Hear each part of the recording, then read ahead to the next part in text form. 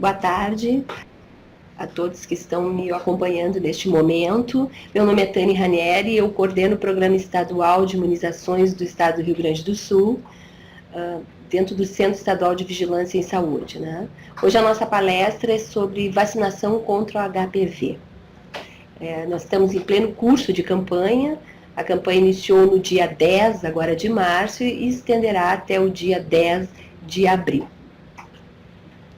Dando início, então, à nossa palestra, vamos falar um pouco sobre o nosso astro, que é o vírus do papiloma vírus humano, né? Ele é um vírus DNA que pertence à família do papilomavírus, né? Existem mais de 100 tipos identificados, sendo que 40 desses infectam o trato genital. O mais importante é que existem dois tipos de grupos importantes com potencialidade oncogênica diferentes, né? Os de alto risco oncogênico e os de baixo risco oncogênico. Dentro do alto risco oncogênico, nós temos dois subtipos, que é o 6 e o 18, que estarão presentes na vacina que está sendo disponibilizada hoje através do Programa Nacional de Imunizações. E esses dois tipos, eles são responsáveis por 70% dos casos de câncer de colo do útero em todo o mundo. O grupo de baixo risco oncogênico, os subtipos mais importantes, seriam o 6 e o 11, e que estão associados a infecções benignas do trato genital, como o condiloma acuminado, né? E as verrugas genitais, que estão presentes em 90% dos casos delas, o subtipo 6 e o subtipo 11 do papiloma vírus humano. Esse gráfico, tá, ele está um pouco borrado, até peço desculpa à plateia, ele nos mostra as curvas, né, do momento em que a menina, né, inicia a sua atividade sexual, tá, então ela começa a entrar em contato com o papiloma vírus humanos através das relações sexuais. Essas relações sexuais podem ser genital oral, manual genital, né, e ela inicia então esse contato através da relação sexual e pode, né, ficar infectada pelo vírus do HPV em torno de 15 anos de idade. Lá mais ou menos com média de 25 a 29 anos de idade, poderão iniciar então as primeiras lesões pré-cancerígenas, né? E a ocorrência mesmo do câncer do colo do útero, ela se manifesta de forma mais tardia, em torno de 40, 50 até mais anos de idade, né? Então, a infecção, a prevalência de infecções pelo vírus HPV, ela pode, sem dúvida nenhuma, levar de forma mais tardia a lesões importantes causadoras do câncer do colo do útero. E é uma das medidas de prevenção, né, para que a gente reduza realmente a incidência desse agravo, que é considerado terceira causa, né, causas de câncer entre as mulheres no mundo, né, é através da vacinação com o HPV.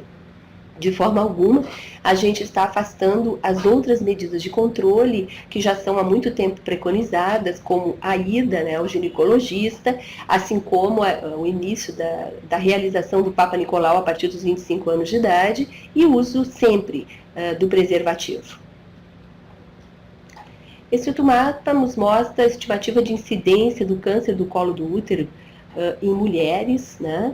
E a gente, 100 mil mulheres por 100 mil mulheres, e a gente nota que os estados com maior incidência são os estados do norte e nordeste, em comparação com uma menor incidência apresentada no centro-oeste e na região sul, né? Os objetivos dessa vacinação é proporcionar o acesso gratuito à vacina quadrivalente contra o HPV. Vacinar, então, as adolescentes de 9 a 13 anos de idade com a vacina contra o HPV, reduzindo dessa forma a chance de câncer de colo do útero, vulvar e vaginal e também as verrugas anogenitais e outras infecções causadas pelo papiloma vírus humano. Levar a saúde preventiva às escolas, estimulando e oportunizando o diálogo entre os jovens, pais e escolas sobre o tema da sexualidade com enfoque na qualidade de vida, uma vez que a estratégia que está sendo utilizada para essa campanha é a vacinação extramuros nas instituições escolares, né? A vacina também estará disponível nas unidades de saúde, mas todas as escolas serão atendidas pelas unidades de saúde, pelas equipes de saúde, para a realização da vacinação das crianças, dos adolescentes daquela escola, na faixa etária preconizada para 2014, que é de 11 a 13 anos completos, 13 anos, 11 meses e 29 dias. Reduzir a longo prazo a mortalidade por câncer de colo do útero é outro objetivo importante que a gente procura. Quais seriam os motivos, então, para a gente vacinar as nossas filhas, né? O vírus do HPV é um vírus que afeta tanto homens quanto mulheres em todo o mundo. Ele é considerado atualmente como a principal causa das doenças sexualmente transmissíveis, está diretamente relacionado ao câncer do colo do útero e às veias genitais, e é um vírus transmitido, como eu coloquei, pelo contato direto, pele ou mucosas infectadas por meio das relações sexuais, e também pode ser transmitido de mãe para filho no momento do parto. 250 milhões de mulheres no mundo são portadoras hoje de HPV, são dados da Organização Mundial da Saúde, e 32% estão infectadas pelos tipos 16, 18 ou ambos, que representa então esses 70% dos casos de câncer de colo do útero, né, responsável por esses dois subtipos de alto risco oncogênico. No Brasil é registrado anualmente em média de 4 milhões e 800 vítimas fatais por câncer de colo do útero.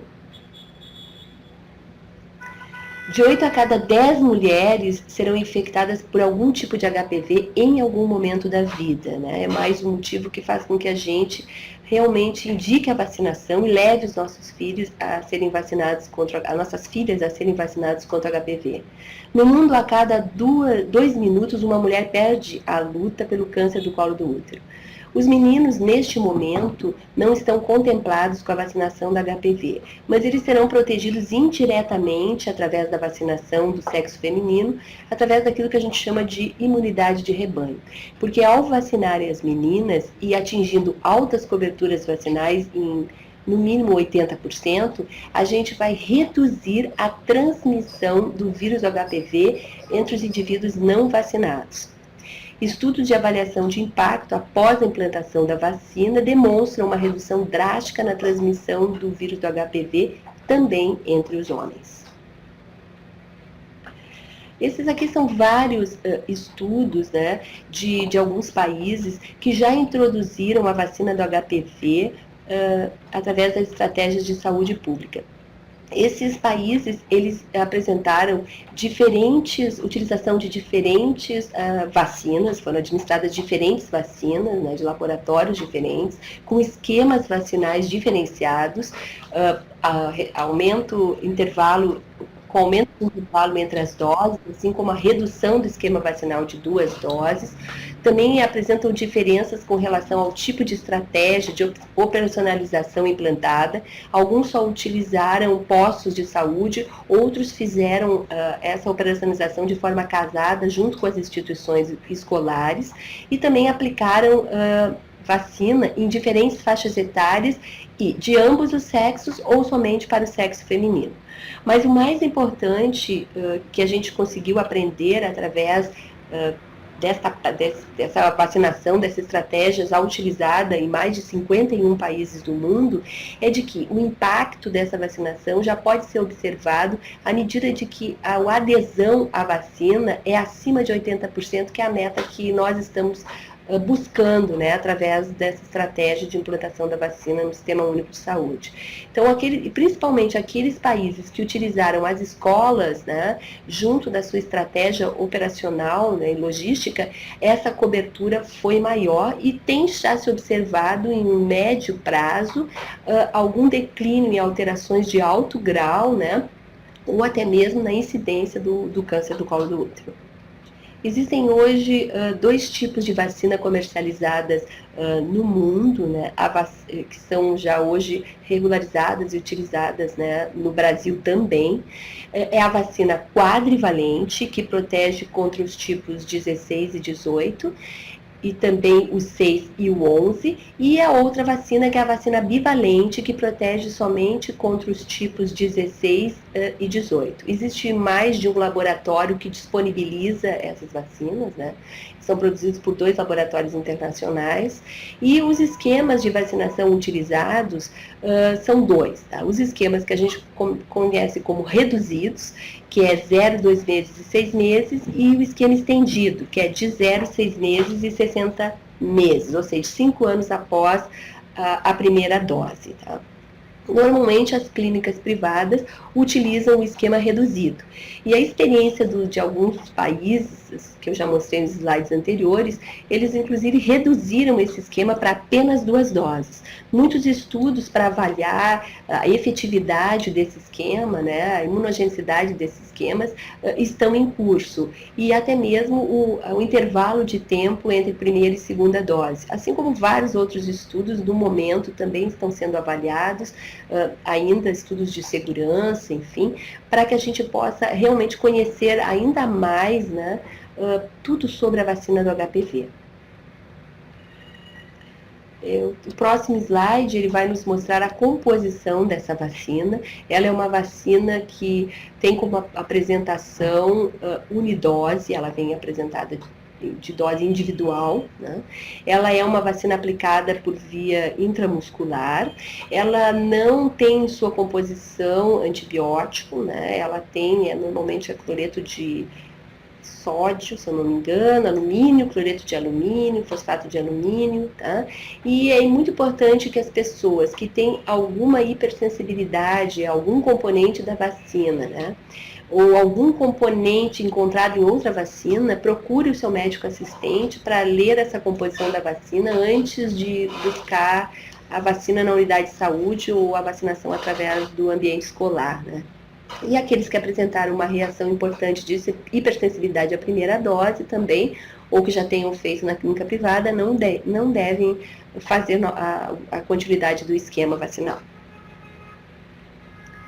Bom, é muito importante saber que para a decisão da utilização do esquema estendido pelo Ministério da Saúde, né, houve toda uma reunião junto ao Comitê Técnico Assessor do Programa de Imunizações e ao Comitê Técnico Assessor da Organização Pan-Americana de Saúde, que recomendou e reforçou a utilização desse esquema de forma estendida, né? Existem já alguns trabalhos no qual vocês podem disponibilizar aqui o endereço na tela, que quanto maior a distância entre as primeiras 2 doses de vacina quadrivalente, maior são os títulos protetores antes da terceira dose. Tá? Então, tem mostrado para nós que utilizando esse esquema com intervalo de 0 e 6, e o estudo já vem mostrando isso, que mesmo aqueles que utilizam as 3 doses, a resposta, a produção de títulos, ela não é inferior, tá? Então, ou seja, existe um estudo específico, que também tem o endereço aqui na tela, que tem nos dado segurança, tá, para a utilização desse esquema de forma estendida. Outros estudos também estão em curso, né, como resultados até de um pós-doc na Costa Rica, com utilização apenas de 2 doses da vacina bivalente, que tem mostrado também uma eficácia bastante importante, bastante robusta. Bom, eu já tinha comentado com vocês, né, que o modo de transmissão intramuscular, assim como as demais vacinas, né, ela é uma vacina viral, né, ela não deve ser congelada, deve ser mantida uma temperatura sempre de 2 a 8 graus, né. Existem alguns trabalhos, não muitos, mas alguns trabalhos bastante consistentes, né, provando a imunogenicidade e eficácia desta vacina quadrivalente contra o HPV, e eu trouxe aqui 2 meta-análises, né, que mostram que a eficácia da vacina gerou em torno de 96%, com intervalo de confiança de 95%, para as lesões intraepiteliais cervicais do alto trato associadas ao HPV 16 e de 90% também com o mesmo intervalo de confiança de 95% para lesões associadas ao HPV do subtipo 16 em meninas sem contato prévio com o HPV. Uma outra meta-análise, a vacina demonstrou eficácia de 86%, intervalo de confiança de 95% para lesões de alto grau, e também apresentou proteção cruzada para outros tipos virais oncogênicos, também têm sido relatadas através de alguns trabalhos, mas ainda é desconhecido o acréscimo que possa acarretar na prevenção do colo do útero, o fato dessa proteção cruzada. Ambos os trabalhos que eu mencionei estão aqui disponíveis na tela, para acesso de vocês. A eficácia hoje da vacina quadrivalente, ela é em torno de 98,8% para o câncer do colo do útero. O nosso objetivo é vacinar 80% da nossa população, que para o ano de 2014 é de crianças de 11 anos até 13 anos, 11 meses e 29 dias, até o final do processo de campanha, que termina no dia 10 de abril. A operacionalização aqui no estado do Rio Grande do Sul, assim como na maioria dos estados brasileiros, ocorrerá nas escolas públicas e privadas e unidades de saúde de referência. Falei.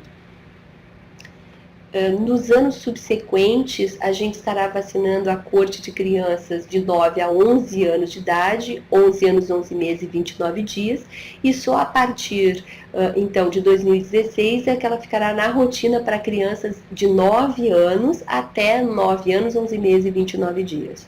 A população indígena, tanto no ano de 2014 quanto 2015, serão contempladas a vacinação de 9 a 13 anos, 11 meses e 29 dias. Tá?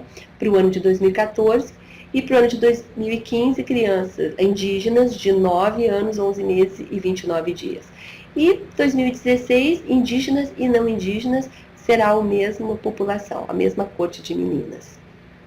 No Rio Grande do Sul, a gente tem uma população que corresponde a essa faixa etária para o ano de 2014, de 258.142 jovens nessa faixa etária, e a nossa meta é vacinar 206 mil crianças, que corresponde a 80%. Bom, a gente estará, então, como falamos, utilizando esse esquema de 3 doses, né, que é um esquema recomendado pela OPAS e já é adotado no Canadá, na Suíça, no México, na Colômbia. Né? O intervalo de 6 meses entre a primeira e a segunda dose e realização da terceira dose após 5 anos, ela gera uma resposta bastante robusta, né, que nos dá segurança e para atingir os objetivos propostos. Né? A primeira etapa já começou, como eu falei no início, né, todo mundo já está em plena campanha, né, em plena estratégia, que vai se estender até o dia 10 de abril. A segunda dose, ela ocorrerá em setembro, já tem uma data prévia de 13 de setembro de 2014, e a terceira dose, então, só em março de 2019, que serão 5 anos após a primeira dose.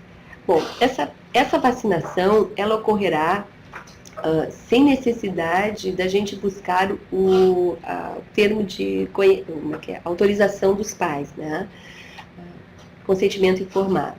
Ela é uma vacinação que apenas ocorrerá com o conhecimento dos pais. Por quê? Porque todas as escolas no estado do Rio Grande do Sul, acredito que no Brasil também, foram bastante trabalhadas no sentido de que possam distribuir, né, para os pais informativos em relação a essa vacinação. Né? Nós também disponibilizamos material na internet, de perguntas e respostas, enfim, material para as escolas. Alguns locais estão fazendo palestras com os pais para esclarecimento de dúvidas. O que está sendo solicitado através das instituições escolares é a assinatura de recusa. Então, nos casos dos pais não concordarem com a vacinação do seu filho, sim, eles devem assinar um termo de recusa, que também está sendo disponibilizado nas escolas e também está disponível no site da Secretaria da Saúde, que ao fim da palestra eu vou disponibilizar para vocês, para que se houver algum pai que quiser imprimir, né, poderá fazê-lo. Essa decisão, ela se baseou na Lei 8.069, de 13 de julho de 1990, que constitui direitos fundamentais do adolescente à privacidade, à preservação do sigilo, consentimento informado e a obrigatoriedade de que seja ouvido e decidido sobre todos os assuntos que podem afetar a sua vida. Então, garante, então, nos salvaguarda de qualquer posição legal em relação à não solicitação do termo de consentimento assinado por pai ou responsável. É um amparo legal. Em relação às contraindicações da vacina do HPV, eu já mencionei algumas, mas repetindo para esclarecer, a hipersensibilidade a algum princípio ativo, né, dos componentes da vacina, história de hipersensibilidade imediata, a grave, né, após doses anteriores, ou, e que é o mais importante, o foco mais importante da nossa contraindicação, a gestação, né? Se a menina, então, estiver grávida, ela não deve iniciar o esquema vacinal e as doses subsequentes deverão ser adiadas até o período de pós-parto. Caso essa criança, ou esse adolescente, melhor dizendo, né, não saiba que está grávida e se conheça grávida após a primeira dose, né, deve-se ser suspenso a continuidade do esquema, né, acompanhada e monitorada essa gravidez. Essa contraindicação à gestação, ela está associada porque não existem hoje trabalhos que nos garantam a segurança com relação ao uso dessa vacina durante a gravidez, tá? Simplesmente pela ausência de trabalhos. Não existe na literatura nenhuma citação, nenhuma referência em a vacina do HPV ser um agente teratogênico para o feto, tem ocasionado eventualmente alguma malformação ou até mesmo levado a uma situação de aborto.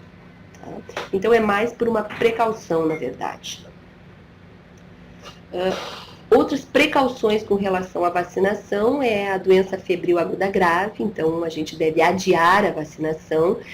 No caso de um resfriado, né, e uma febrícula, né, que não se caracteriza como uma situação grave, essa adolescente pode sim receber a vacina.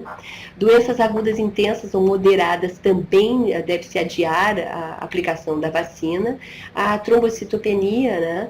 Então, nesse caso, a vacina não deve ser administrada com bastante precaução nas meninas, devido a distúrbios de coagulação, pelo risco de ocorrer algum sangramento ou um hematoma mais intenso. A imunossupressão causada tanto por doença ou medicamento, ele não contraindica a vacinação. A administração simultânea com outras vacinas pode ocorrer, né? Outras vacinas do calendário nacional de vacinação podem sim ser administradas simultaneamente com a vacina do HPV.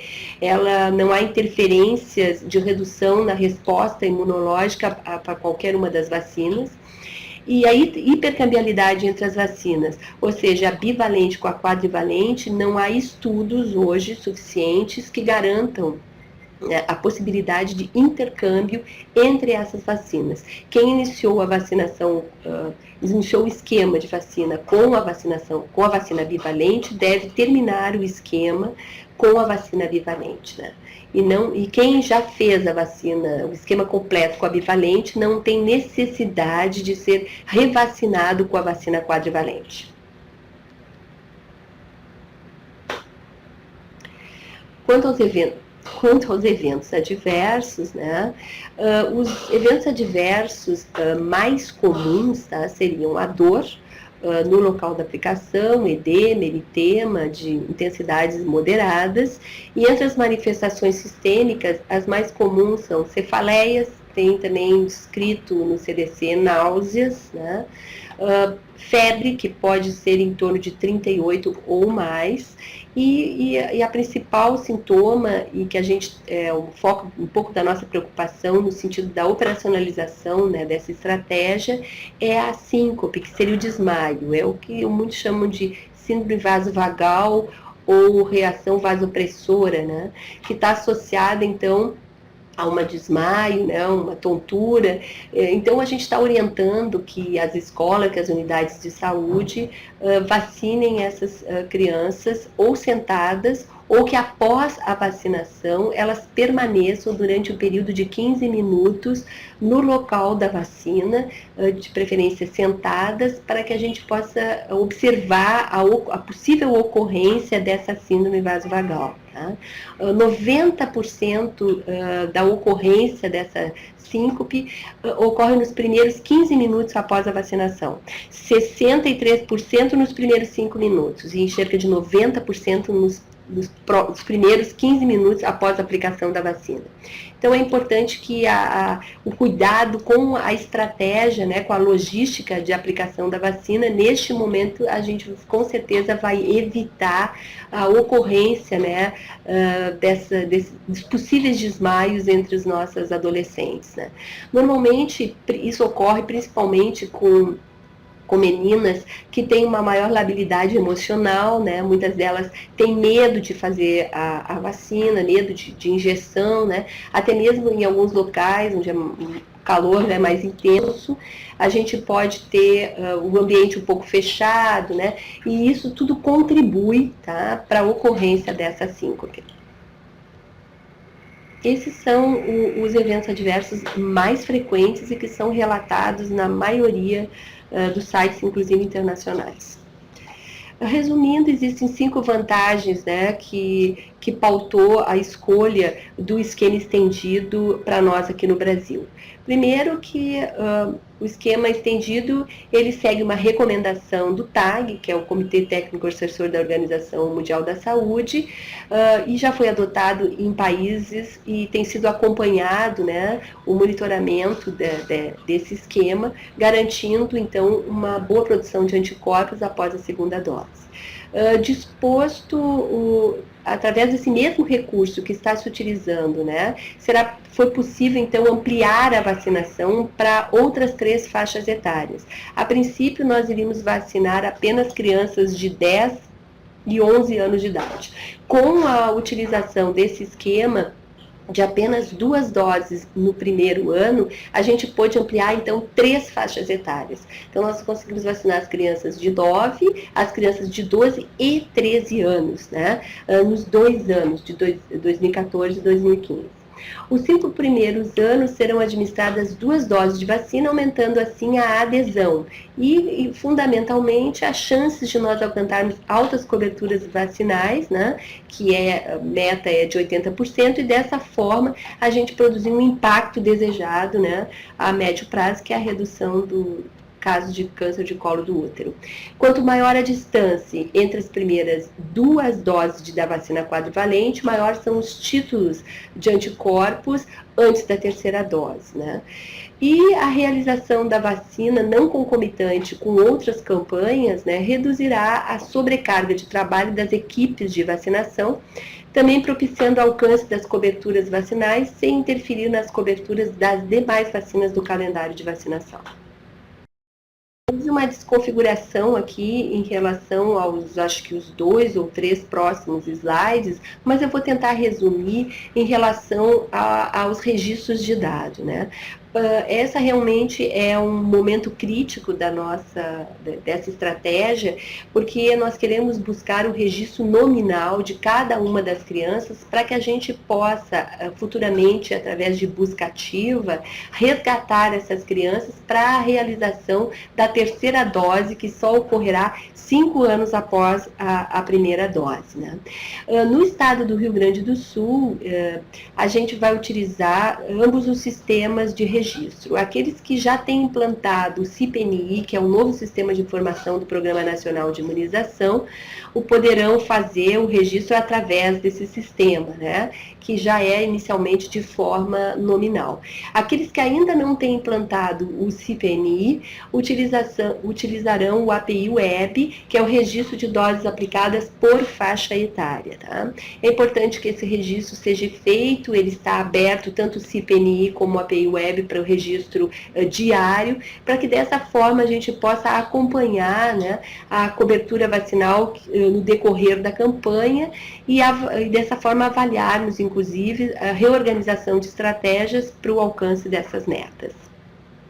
Resumidamente, né? Vamos pular este então. Vou pular, tá? Só para relembrar que o Ministério da Saúde está desenvolvendo também vários estudos, né, porque o impacto dessa vacinação, ele se dá, a princípio, a médio e longo prazo, como a gente vimos naquele gráfico inicial, né? E é importante, então, que para a gente poder realmente avaliar esse impacto, a gente precisa buscar, né, as altas coberturas vacinais. Mas inúmeros trabalhos estão sendo já desenhados, né, e determinados para grupos de pesquisadores para que a gente possa avaliar os nossos resultados. A Secretaria da Saúde, através do seu site www.saude.rs.gov.br, aqui à sua direita, a gente tem um link de vacinação contra o HPV, onde tem disponibilizado uma série de documentos, perguntas e respostas, que está aberto tanto à população em geral, como aos profissionais da área da saúde e da educação. Muito obrigada, eu estou disponível para poder trocar com vocês ideias e esclarecer algumas dúvidas que porventura eu não tenha apresentado durante a apresentação. Obrigada.